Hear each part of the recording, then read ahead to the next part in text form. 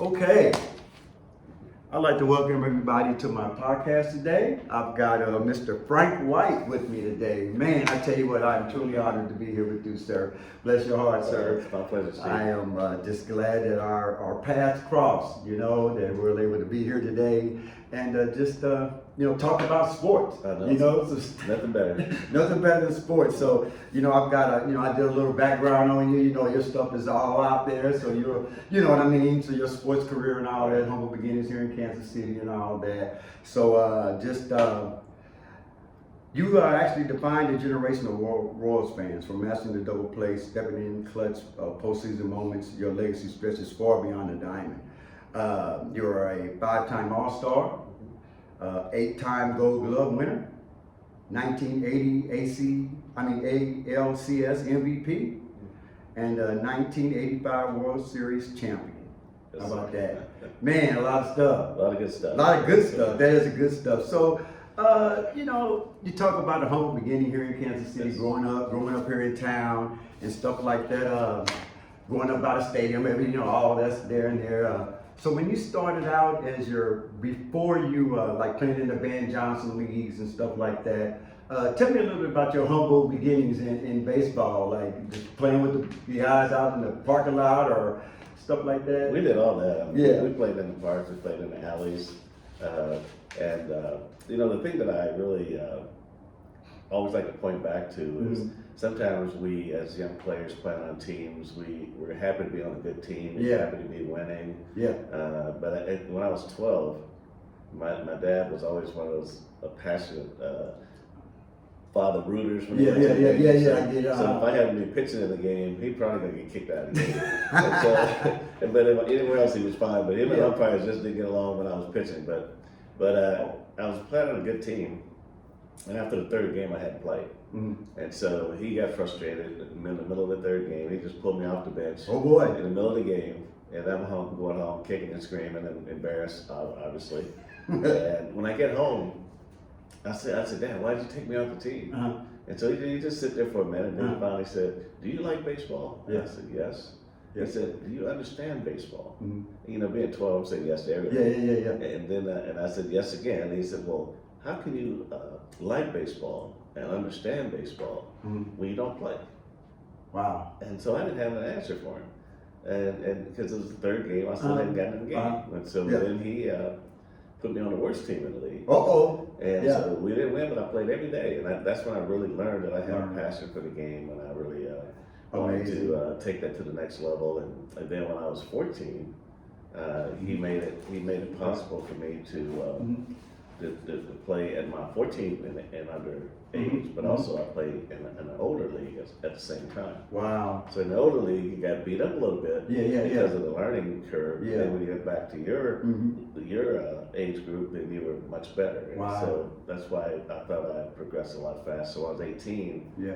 I was able to try out for the Van Johnson League, which was a 22-0 on the team. Right. And so I was able to try out for them. So I played the Van Johnson schedule, but I also played the 18 and under schedule, which was my main schedule. So I was getting double experience at the same time. Amazing. So when did you realize that you really had a shot at going pro?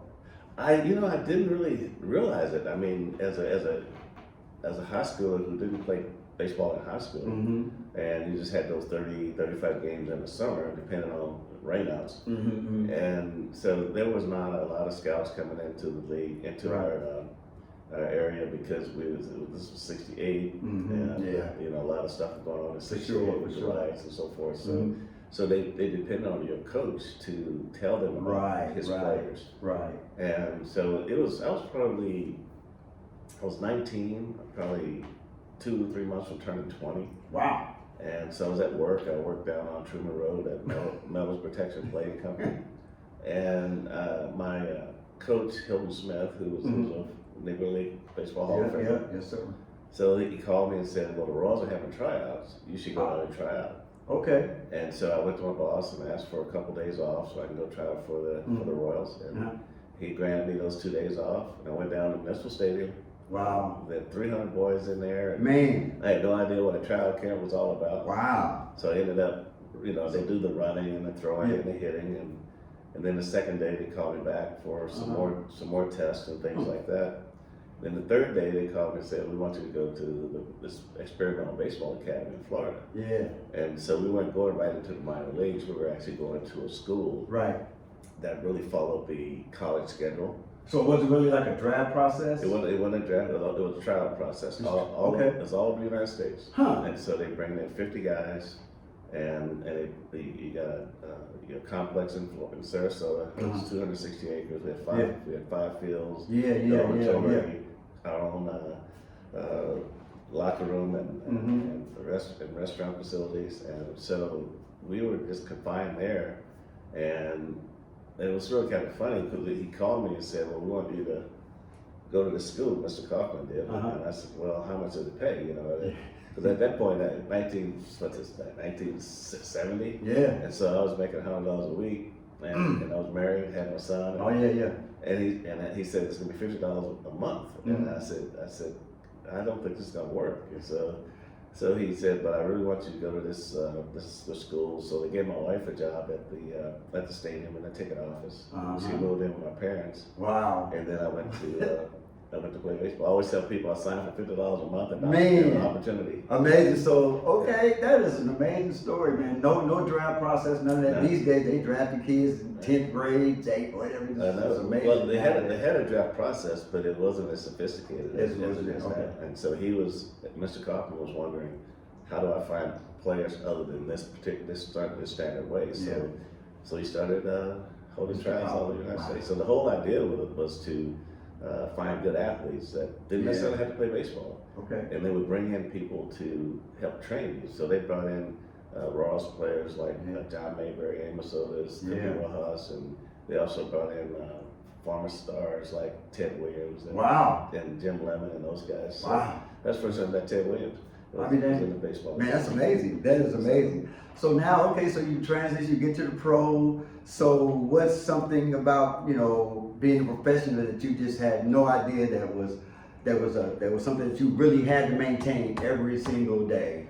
Well, and that's a great question. I mean, I guess what I really want to point out to pretty much anybody who's trying to get something accomplished is that when I went into the baseball academy, I was a month from turning 20 years old. And at age 23, I was in the major leagues. And so I think it's boiled down to fundamentals. Yeah. So once I learned the fundamentals of what it was I was trying to do, then it made the game easier for me. So we would practice 6 days a week, and even 7 some days because we were bored and didn't have nothing to do. And so when you're doing the same things over and over again, you get better at it. Oh yeah. And so that's why I think I got to the major leagues as fast as I did. Wow. And so once I got there, you look around and you try to figure out, how do I stay here? Yeah. Oh yeah. It's easy to get there than to stay here. So then I was a shortstop when I came to the major leagues. Okay. And then I looked around and saw that the second baseman was older than the shortstop, and he was only going to play another probably 3 years. So I said, I'm going to learn how to play second base. And so then I said, okay, I'm going to. So back then, they still had they called winter baseball. When you go out of the country to play in like Venezuela, Dominican Republic, Puerto Rico, places like that. Those boys good over there. Because they're the same major league as you play against over here. Yeah. Then they go back home and play their winter league.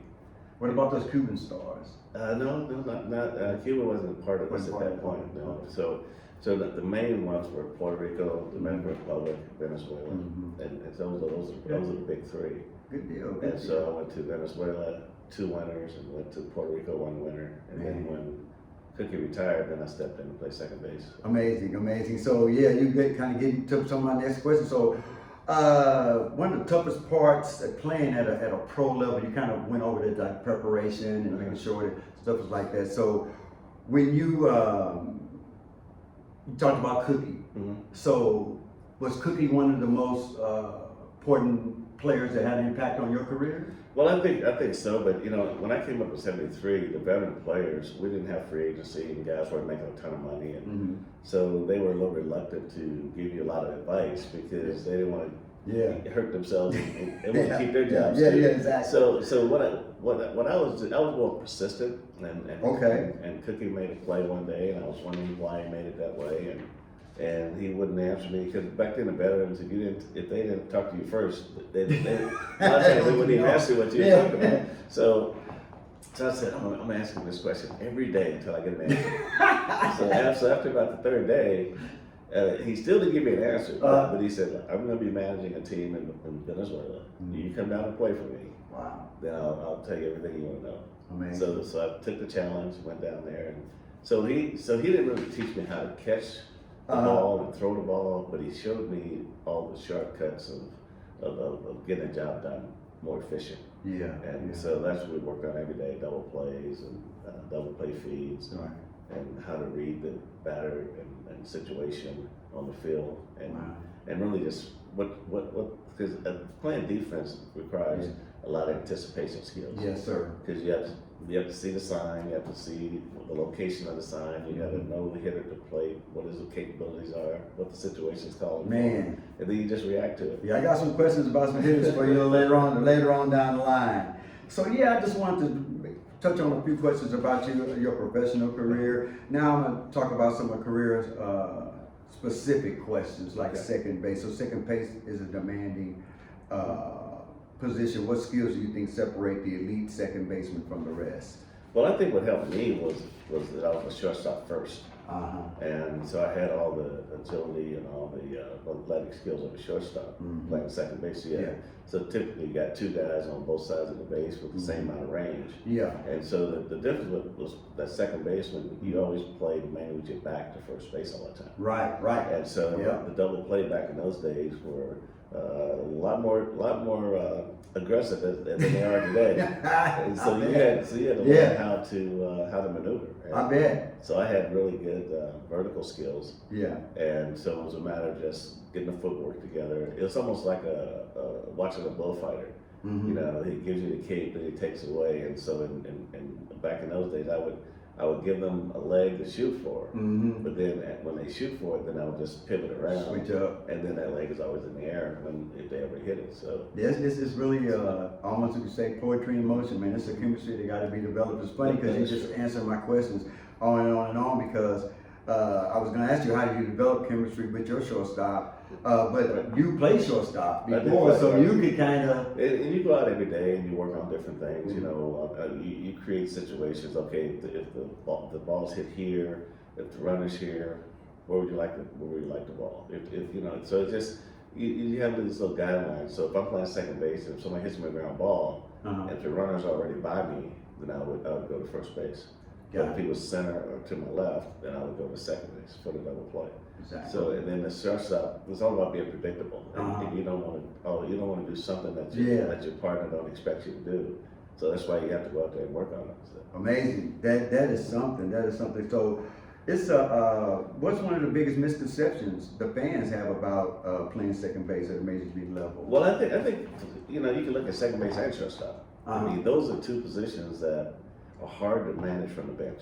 Yeah. I mean, you can move a guy left and right a couple spots, but in terms of anticipating what you see, let's say if you got a man on first base, then and you got a left-handed pitcher on the mound, and the guy gets picked off. So you have to say, okay, if he's picked off and he's not sprinting, then me being the second baseman, I would cut in first. But if he runs on first move, then the shortstop cuts in first. So it's just getting all those guidelines. If the ball's hit back to the pitcher, who's going to cover second? You know, those type of things. That's so amazing. It's all the thinking part. And your shortstop and your second baseman are really to me they should have been. They were game managers. Wow. Their job is to keep the double play in order. Make sure that the guy doesn't get an extra 90 feet unnecessarily. So you see a lot of times today where the catcher would throw the ball and the infielder trying to make this great play, miss the ball goes center field. Now the guy goes another 90 feet. So my thinking was my job is to stop the ball. Exactly. Now if I don't get the runner, that's another story. Okay. But if I don't stop the ball, he's going to third. If I stop the ball, he's going to be right here. All right. So you have to create a whole lot of guidelines for yourself and everything. Like before the pitch is made, you gotta run through your mind. If the ball's hit hard to your right, to your left, if it hits slow in front of you, what are you gonna do? Wow. And then when the pitch is on the way, your mind just goes blank for a second in anticipating how it's gonna be. So if you see the ball come off the bat, Yeah. if the ball comes off the bat solid, then you know when it hits, it's gonna hit the ground and go straight. Okay. If you hit the top of the ball, you know it's gonna hit the ball with the spin. It's gonna come and go up. So you just gotta Man. understand. That's a tough spot. I know you watch. There's a lot of action coming down there's this a way. lot, right? So so let's move on into some All-Star and championship experience. Okay. Let's talk about some of that kind of stuff. But when you were named the All-Star, what did that recognition mean to you when you got your first All-Star?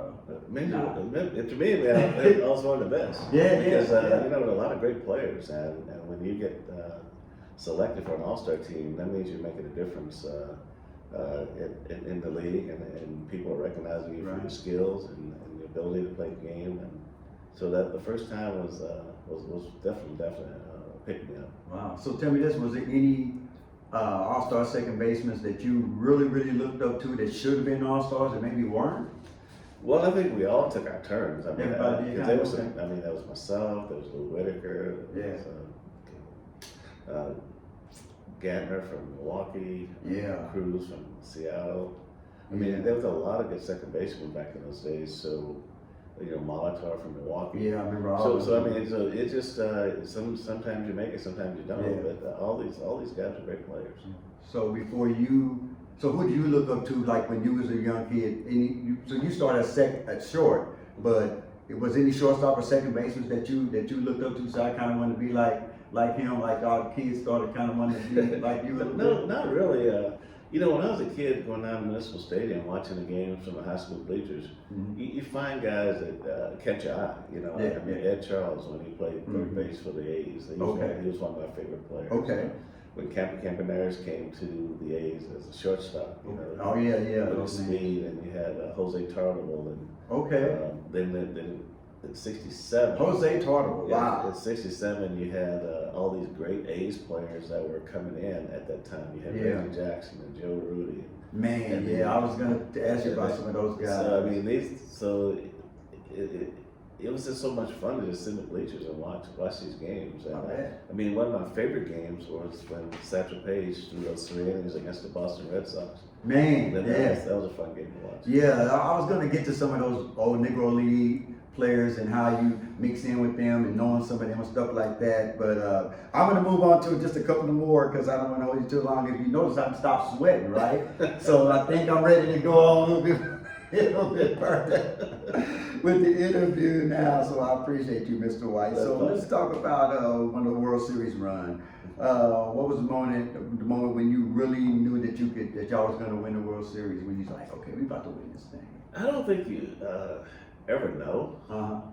In the 7th game against the Cardinals, we knew because we had to amass a 11-0 game. But when you go back to your first World Series, like in 1980, and then you lose in 6 games, and you just trying to figure it out. So you just pray that you get another opportunity because you can handle it a little bit different. And so 1985 just gave us an opportunity to really just relax a little bit better than we did in 1980. Yeah. And the one thing that people don't really realize about our team in 1985 was that we came back in the playoffs from a 3-1 deficit. Yeah. And we came back from the World Series from a 3-1 deficit. So, Amazing. So we had a lot of character, a lot of class, and I think the people who followed us during that time realized that we were a championship quality team from '76 to '85. Oh yeah. And I mean, we just had some bad luck situation with the Yankees, but just to be able to come back and put ourselves in a position to be a world champion, that was pretty awesome. So let me ask you this: a lot of people talk about the mindset from the regular season to the playoffs to the ACLS, then to the World Series. Is it three different set of mindsets, or you just always kind of got that in you always? I think the mindset to win the game is every day. Yeah. I think that when you first go to spring training, you're thinking about winning the championship, and you want to get off to a good start. And all these things. Yeah. And you realize that when the season starts, it's going to be a game of streaks. You're going to be hot as a hitter, cold as a hitter, hot wins, hot losses. But it's all about timing and when these things happen. Yeah. And what the other teams are doing on the days that you lose and the days that you win. So so we knew that we had to. We were one of those teams that we started in the Eastern Division, maybe the first 35 games. Mm-hmm. It's always colder. Yeah. And so you want to get through, and the East was a tough division, so we want to at least come out right around 500 and get into June when the weather warms up, and our team usually picks it up. Yeah. So we really felt like we were a very fast team, Yeah. very good defensive team, Yeah. and we had good pitching. You know, it's weird because you look at some of those standings, you see a team 30 games back, and you know they only just started the season. Like, good, they ain't got a chance to come back at all. That mindset's hard. How you get out of that one, man? Yeah. 30 games behind. So, okay, Frank, I appreciate this time. I'm gonna move on to a couple of more questions. Okay. Keep moving here. Clutch moments in leadership. You played in some of the biggest games imaginable. Like I said, the mental preparedness for clutch moments. The moments when you know you have to step up as a leader. Right. You know, when everybody's saying, "Okay, we need a hit, Frank. We need you to get a hit." Or sometimes some of the underrated moments of your career that you are pretty much proud of. Something. Well, I mean, I was really proud of 1980 being the first player to ever win the ALCS MVP. Yeah. I was proud of that. Okay. I was proud of the fact that, I guess going back, I was proud of the fact that I even got a chance to play Major League Baseball. but you know, I think the thing that I look at a lot of times is what are you asked to do to make your team better? What are you willing to do? What changes are you willing to make the team better? So 1983, when George Brett got hurt, he was going to be out for like 6 weeks, and I was batting 8th, and so Dick Howser said, "I want you to bat 3rd." So 3rd is usually reserved for what is your best hitter. Yeah. And so I always felt like you didn't have to be a great hitter to bat 3rd, but you had to be someone that didn't strike out a lot, and you could take advantage of what the defense is giving you. So when I went into the 3rd spot, then I drove in a run in 11 straight games and 13 out of my first 15 games, and went on to be Player of the Year that year. Yeah. And then that following year, I hit mostly in the 4th, 5th, 6th spot. And so from going to 8th to getting in the middle of the lineup was a big deal. And in 1985, I hit 22 home runs, and the manager Dick Howser said, "I want you back 4th in the World Series." And I said, "No, not me, because you don't see yourself being that kind of hitter." And so after talking with him, I said, I'll bat 4th, and I said, if I do well, then talk about it, and if I don't do well, then say I shouldn't have been there in the first place. so by saying that, because I said, just be yourself, don't try to be a big power hitter, just play your game. And so I ended up hitting a home run in the World Series and leading the World Series in RBI. Yeah. And we ended up winning in 7 games. Amazing. So you remember your first home run? You still got that ball? You still have the ball. Wow, where was it? That was the first and only. I mean, Nah. I'm talking about like in your career when your first major league I had home that. run. Yes, I had. You My really first, had- my first major league hit, my first home run. Yeah. Wow. And then you say, when you get 100 hits, you keep that ball. Oh, okay. Then you go Okay. to 500, then you go to 1,000, and 1,500, and 2,000. So did I ask you what was the best award you won before you became a pro yet? Oh, just You remember something you were proud of? I think just this year, the Little League Championship. When I was 14, we won the Oh, yeah, championship. yeah. So that was Kind of your first trophy? everybody's about trophies, right? Ah. but it wasn't about everybody had to get a trophy. Yeah. I know. If you win to get a trophy, you did well. Bella next Come year. back next year. Yeah, that's right. Well, yeah, that's good stuff. So yeah, we talk about that leadership and some clutch moments and just the mindset, habits and challenges of being a pro. Like your preparation. We kind of talked about mentally and physically throughout a long season. 162 games. 162 games. You get in a slump. You get in a 30-game losing streak or a 30-game winning streak. Right? That mindset. I think we kind of went over it a little bit, but and we kind of talked about the mindset when the playoffs go and from the regular season to the playoffs and how you handle pressure. Now I want to talk about how you handle pressure from the media and the fans in those big arenas. So like you get heckled, you're like, they hate the Royals. Well, if you're on the road, and they're not gonna like you on the road. Yeah. I mean, everybody's gonna have someone in the stands that take a liking to them. They're gonna be on them. They're gonna try to distract them. Yeah. But I think with our team, we use that energy on the road, that negative energy as a positive. Yeah. So rather than react to what people are saying, we basically said, let's get base hits, let's win the game. Yeah. So if you win the game, there's not much they can say. Yeah. So you just take negative energy and you try to turn it into positive energy in your performance. Yeah. Now at home, I never worried about the media. I always worried about the fans. I want to make sure that when I was on the field, that they got the same quality of play out of me that they really anticipate seeing. And to me, people say, what was the most difficult thing about playing was once you reach a standard and people expect you to stay at that standard, that was the hardest thing every day, is to meet that challenge. You may go up, you may stay the same, but you don't want to go below. And those are times where you might take a day off and come back and things like that. So when you got to go in there and you got to answer questions after the game, and you've been in a slump, or you've been this or you that, you go in there like, what, you know? Well, you know, the thing that wasn't hard for me because when I came up, John Mayberry, he was my first roommate when I got here. Amazing. And so John, when I came up, guys, there was no free agency, so guys had to have good years to make money, and so we all had jobs. My job was to set the table for the big guys. So if I didn't do my job, they couldn't do their job. So they would let you know about it. Yeah, don't believe it. But he said that. But what he said that sticks with me even today is that when you make a mistake, he said we admit our mistakes, and then we get better from our mistakes. He said we don't sit there and talk about the side of my eye or it's cold, it's raining. He said, don't want to hear all that stuff. He said, make your mistakes, admit your mistakes, get better.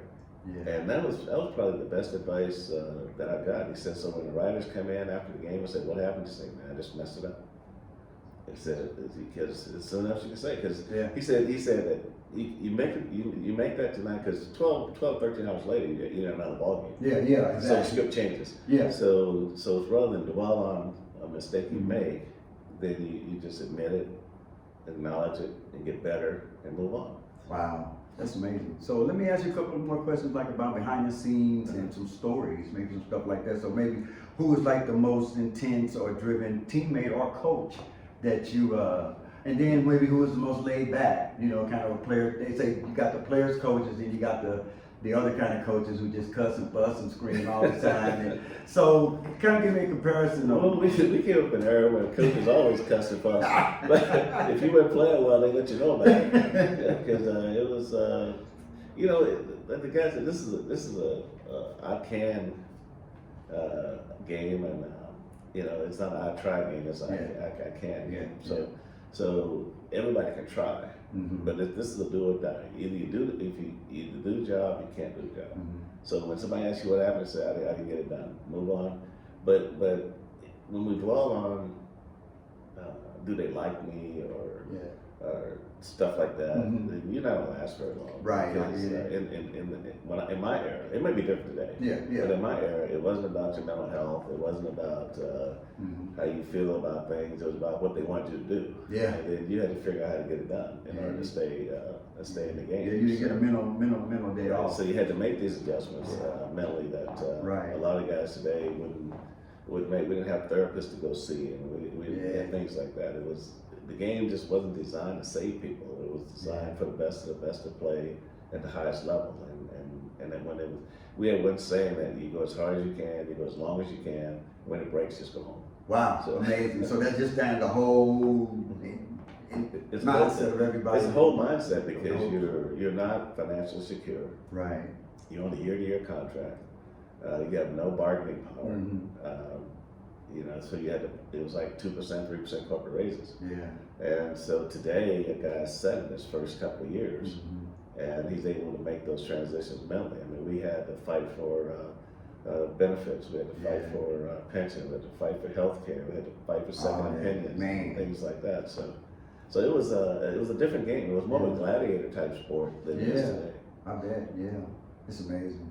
And I tell you what, I think I'm happy for the players. Yeah. Oh yeah. Because they have better security, they have better health care, and they have better control over their health. Yeah. And I think that's great. Yes, sir. I think that too. So, tell me like a hilarious or some kind of clubhouse moment, something that you can share that just you, whenever you think about it, just makes you smile. Just maybe something through when y'all's World Series run, one of the clubhouse moments that you could maybe remember, maybe George or somebody, Willie, somebody saying something. I don't know. Clubhouse moments, I don't know. Some of them we can't talk about. Yeah, I mean, if that you can say, you know, something like somebody just decided, okay, y'all, we about to win. Somebody just jumped up and just started encouraging everybody. Just started like. Well, we had a lot of that. Yeah, we had yeah. a lot of that.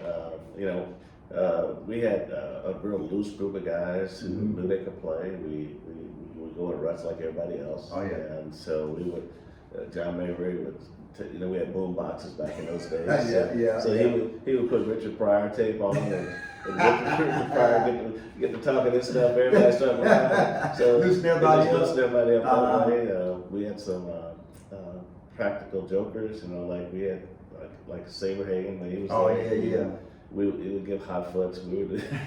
So there was a lot of things that went on in the clubhouse. But mainly I think it's more the things that you look at your veteran guys, like the Mayberries and the Rojas, Right. and the McRae's and people like that. So when you're a young player and you're trying to really get it figured out, they're willing to come in and sit down with you and try to talk you through some things and really help you out during the game on little things to key on. Because we didn't have video. We had VHS.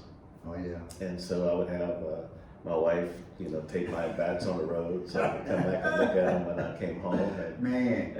And so we would, and then we were on you see guys today on the bench that got iPads and they can look at their stuff where they lasted back, they watching it. Right. So we had, we had a guy on a pitcher we hadn't seen before. So all the guys who stole bases, we would all sit together on the bench and try to pick the guy apart. Things like that. Or we would have different guys that look for what pitchers like to do in different situations with men on base and look for what pitch you might be looking for and things like that. So, I mean, we had, the pitcher come out to warm up between innings, he gets 8 pitches and then the inning starts. So we would watch those 8 pitches. We would watch out of 8 pitches what he throws the most and what he has control of. So it was a process of eliminating what you might see first. Oh, okay. So if you had trouble throwing a pitch over for a strike, then we realized that's not going to be your first pitch. So you look for something else. Okay. And so it was all. That's why I didn't mind batting the 6th and 7th because you had a chance to look for patterns, Look a little bit. and things like that. Amazing. So let me ask you this: so what advice would you give a young infielder, maybe today trying to reach pro level? Well, the biggest thing is work. You got to work hard. I mean, baseball is not an easy sport. It's a sport where, like you say, you're playing every day and it's hot, but you got to learn how to practice healthier. You don't want to be out there till you pass out. So, Right. So everything's got a limit. So I think that the more work you can do on your own, on your fundamentals, the more questions you can ask, not only just from your coach, but your teammates. Watch how they do things, ask questions of why they do things and things like that. So I think you can learn from each other a lot, and that's what I try to do as a player, is to ask as many questions as I could ask. But they answer or not. And then you go and you try it. They always say it takes 3 days to break a habit, but so you just say, okay, let me try this, and you'll know pretty quick if you can incorporate it or not, and then you just move on to something else. So Got it. So it's all about asking questions, trying things, and just keeping the things that work, and the ones that don't work, just let them go. Yeah, I know they ask this question all the time. If you could look back to if you could give your rookie, when you was a rookie, your younger self some advice, what would that be? What kind of would you think about now, man? Yeah, That's a good one. I tell you, I was just so excited to be in the major leagues. I don't think I would change anything. I really believe that as athletes, we get, sometimes there's only one opportunity. Yeah. And one so shot. what I tried to do was, when I had the opportunity to play, what I tried to do was make sure there was nothing that I could use as an excuse for me not to be a good player. Man. And so I wanted to make sure that home life was good. I wanted to make sure that that I was doing the things that I needed to do to make that happen. And I think that this whole thing is that you just have to give yourself every opportunity to be good. You don't, Wow, you don't I like you don't that, want to yeah. look back and say, I wish. I Yeah. wish. I met my wife when I was talking about the $50 a month, and she was Man. saying, well, I don't think I can live with you if you gonna come back 10 years from now and say, if you'd have let me do this. So she said, you go do it, and I'll figure out what I gotta do here. Man. So once you can eliminate all the things, all the possible things that can distract you, because you're gonna have a whole bunch of them on the way up that ladder. You gotta have the right roommate, you gotta have the right practice habits and nighttime habits. Yeah. And things like that. So it's almost like you're a corporation and you're in charge of your own business. That's what they say. They call it self-branding now. They brand themselves, they put themselves out there, and They always say, no man got rich minding his own business. So you got to mind your own business, and you got to focus. I mean, when guys would say, "Hey, we're going out tonight. Come go with us," I said, "Well, I got to practice first." Yeah. So I never sacrificed my practice in order to go have fun. I practiced first, then I caught up with the guys. Amazing. So, because once you cancel, it'd be easy to cancel the next time. Yeah, So yeah. you just didn't want to get. I didn't want to get in that habit, and I worked out pretty much year round. And it was just.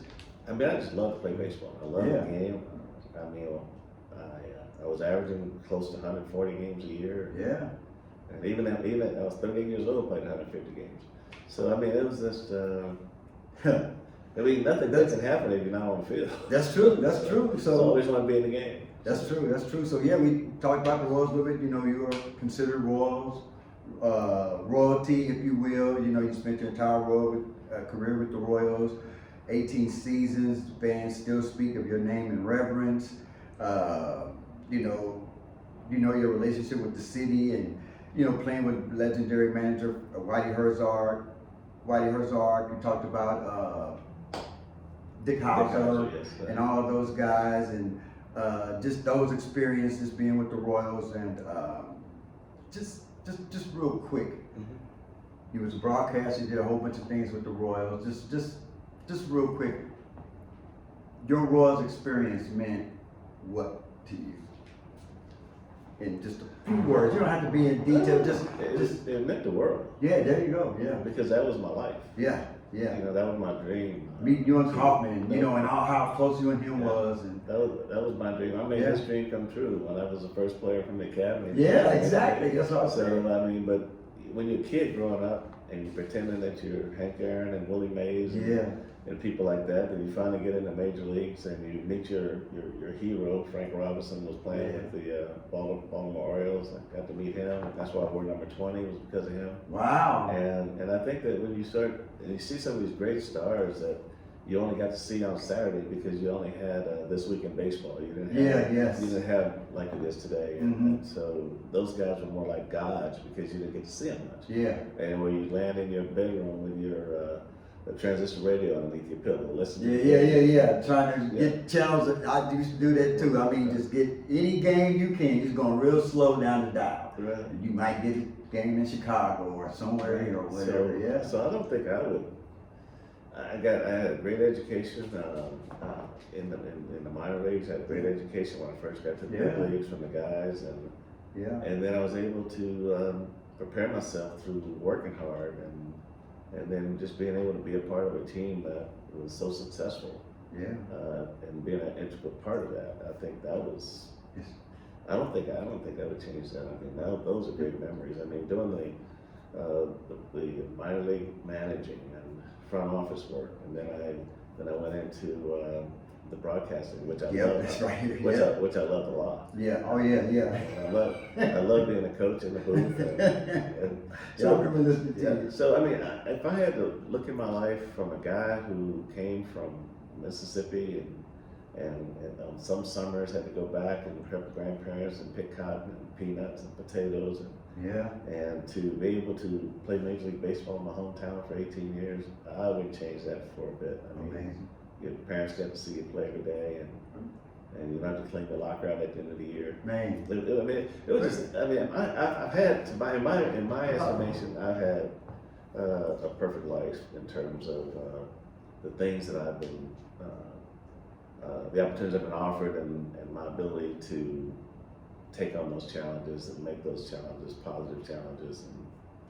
And for a guy who just had a 1-year junior college education, I really feel like I've accomplished way more than I would. Hey, look, you got your number retired, you got a statue, stadium, what? Yeah, I can't say more. I mean, I smile a lot because I think I've gone over and above what, at 18 years old, what I thought I would eventually become. I think a lot of luck goes into it.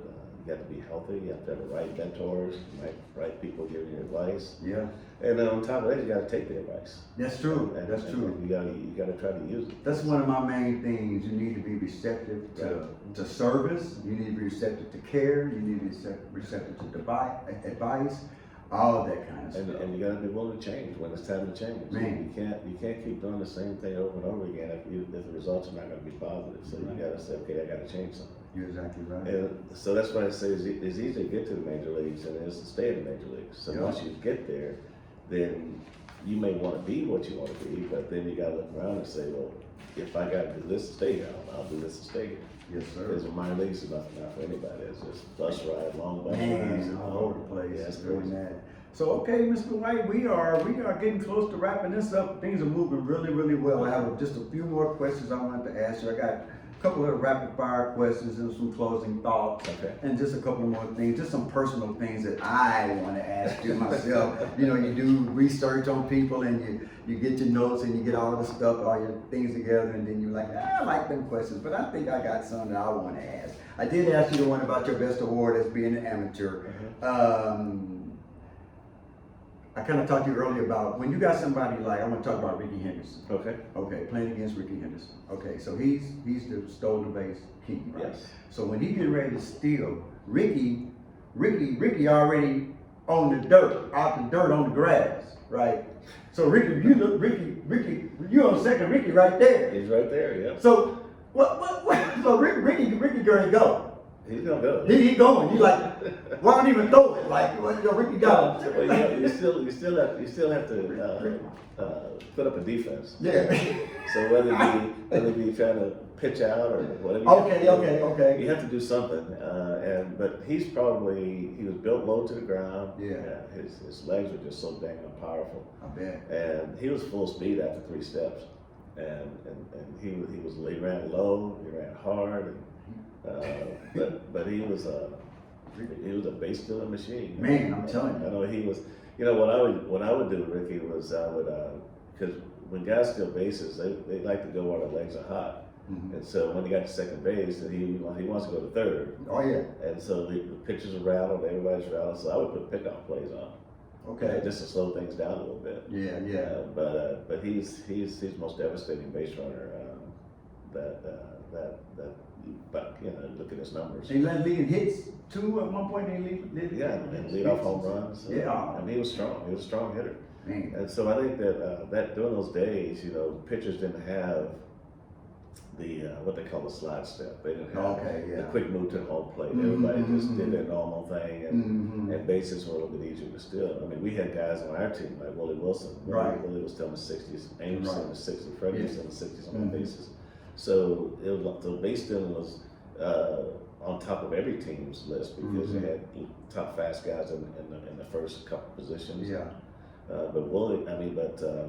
Ricky just took it to another level. Yeah. I mean, that's one of the guys I admired as an athlete overall. He was a Hall of Famer. I mean, he was from offense to defense. You know, and then speaking of athletes like that, you know, when Bo played with you, Bo Jackson played with you. Tell me a little bit about that experience. Bo was a physical specimen. I mean, he was about as well built a baseball player I've ever seen. Bo walking around there cocky, just. No, he didn't do that. But I mean, just his stature in general. Just walking around, you got like little, you know, little whoever there, and then you got Bo walking around. Just. No, he was really a nice guy. I mean, he just was very confident. Yeah. You couldn't. I mean, if you told him that he couldn't do something, he'd figure out how to do it. Man. I mean, somebody said he'd never be a good baseball player, but then one year he had 32 home runs and 105 RBIs. Yeah. So he was coming. He was coming when he got hurt. Yeah. But Bo did some amazing things. I mean, he was an amazing athlete. A lot of guys in the outfield would dive for a ball and slide 10 feet on their stomach. He would dive for a ball he had a way of tucking his shoulder and being on his feet right away, and that comes from learning how to fall in football and stuff like that. And deep throw outs from the outfield, yeah, just throwing them down. Some guys would catch a ball against the wall and run into the wall. He would catch the ball. If he had a few steps, he'd just run up the side of the wall and come back down. Yeah, that's one of the big highlights they show. Right. I mean, he was another full speed guy within 2 or 3 steps. That's full speed. He was a world class runner.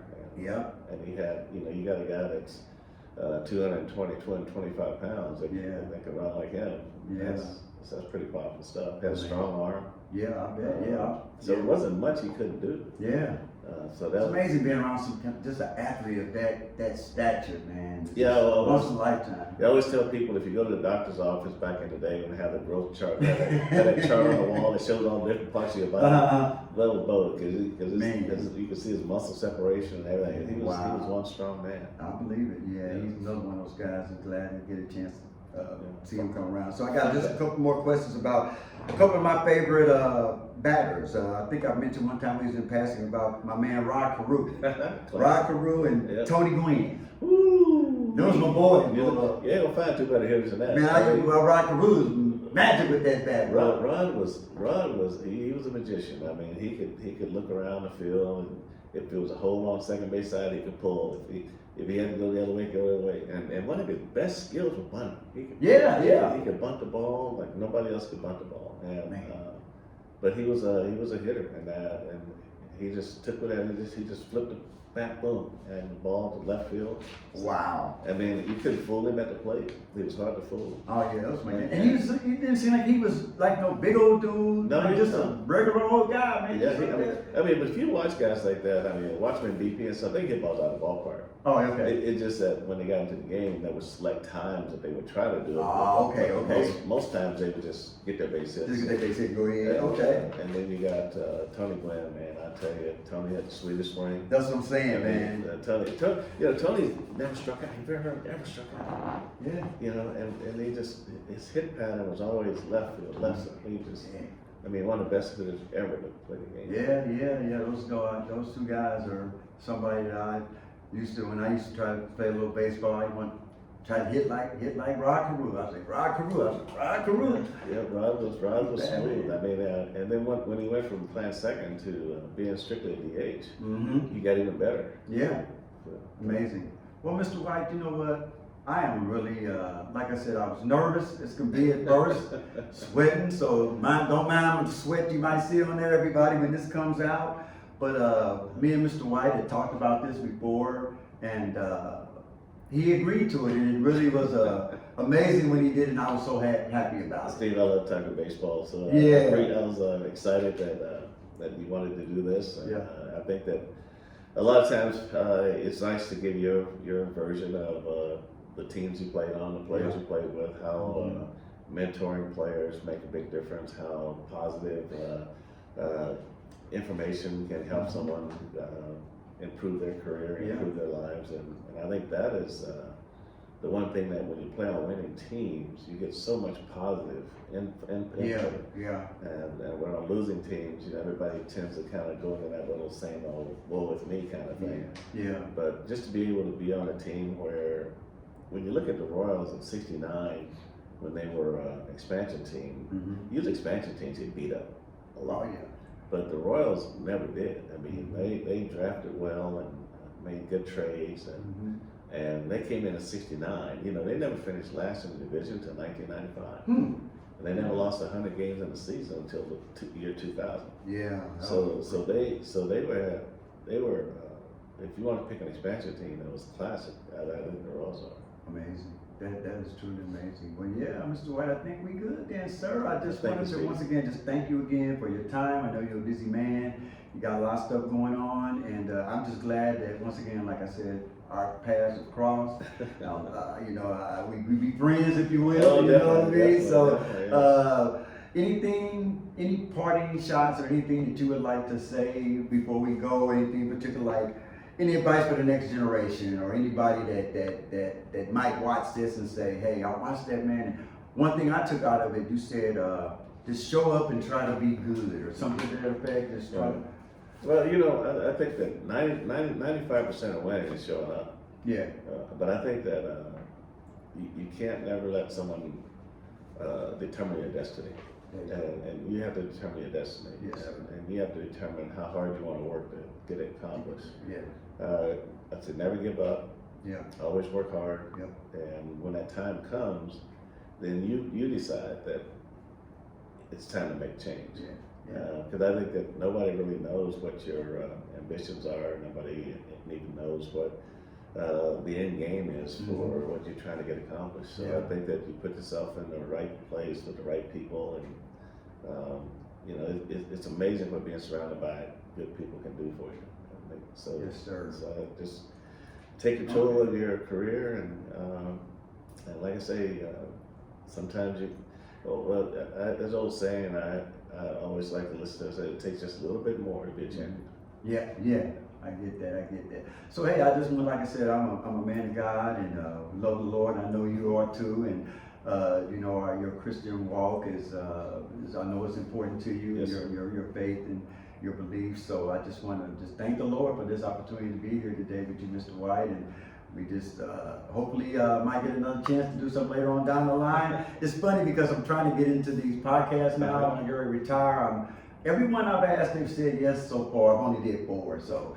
But yeah, but people like to talk about their lives. They like to talk about their careers, and they like to be able to hopefully pass something on that's going to make a difference in somebody else's life. And we all walk different paths, and I think that we just have to make sure that we leave things in better hands than when we got them. I think that's the number one goal. All right. Well, there you go, everybody. Well, I want to thank you once again, coming from Kansas City, Missouri, here with Mr. Frank White. We're going to wrap up our podcast. We got a good lesson today. We got a lot of good knowledge. We got a lot of good information about things. I did want to ask you one question about Deion Sanders, but you kind of talked to me about that. You met him in Florida and stuff like that, and kind of comparing him to some of the athletes that like the Bo's and the Rickies and those guys. I saw him in high school. We trained in Fort Myers, Florida, where he went to Fort Myers High School. Yeah. We knew he was a great player, not only baseball but football also. Yeah. And after high school, he went to Florida State to play football, and one of the best ever. Yeah. And then later on, he came back and played for the Yankees, and then did well as a baseball player. So, I mean, some people are just multi-talented. Yeah. He was one, Bo was one, and you know, you just see Michael Jordan tried it. Yeah. But baseball is a difficult sport. Oh yeah. And the guys that can really master it. From playing one sport to, because it was really kind of freaky seeing Bo go from a Royals uniform, and then all of a sudden you see him at the Arrowhead with the Raider uniform on. So that was like that was a big switch. I bet. But what's the old saying? Bo knows. Yeah, that's for sure. Well, hey, on that note, we'll wrap it up on it, everybody. Once again, coming to you from Kansas City, Missouri. We're going to wrap our podcast up with Mr. Frank White. Thank you, Steve. Thank you so much, sir. Okay. I appreciate Thank you. you. I'm going to stop this video and